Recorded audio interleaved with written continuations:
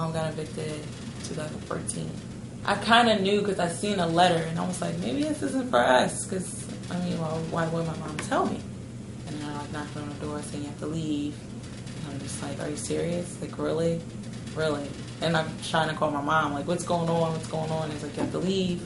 So I think I grabbed some things before I left. I just started throwing bags down the steps. Like, I'm taking this with me. I'm taking this with me. I'm taking this. We got evicted.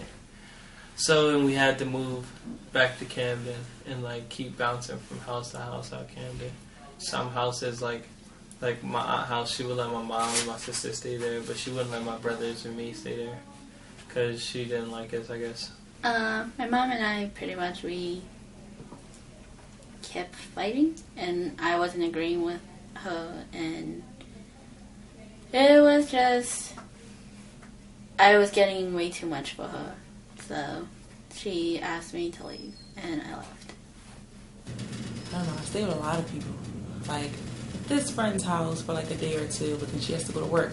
So I can't just be in her house. She lives with her parents. I don't have that, so I can't just be in the house then. But sometimes they want to do other things, but like go out to parties or, you know, drink or do drugs and stuff. So I don't want to be around it sometimes. But it's like I have to, because I don't have anywhere else to go.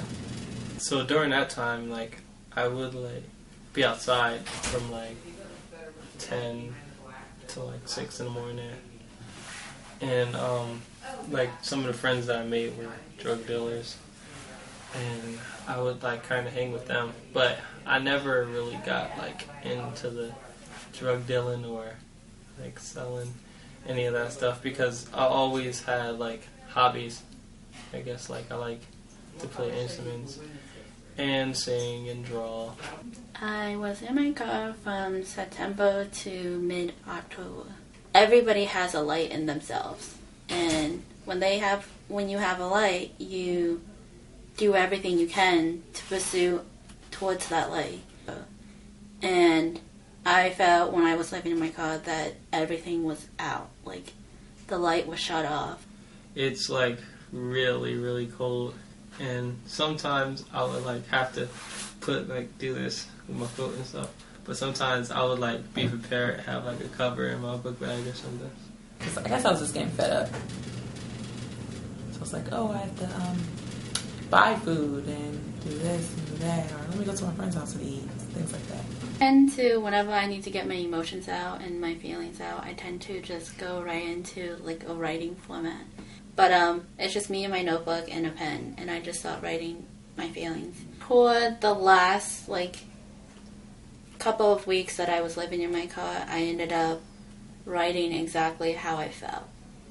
All I felt inside was darkness. I felt like there was nothing left for me.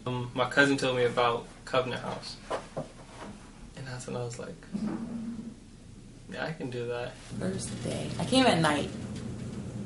It was the day after my birthday.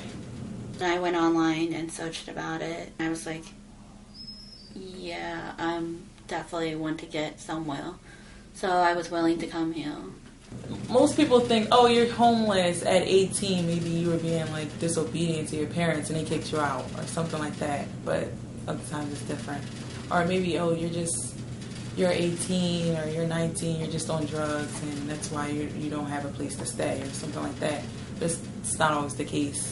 But that's what the perception is that we did something that caused us to be that way.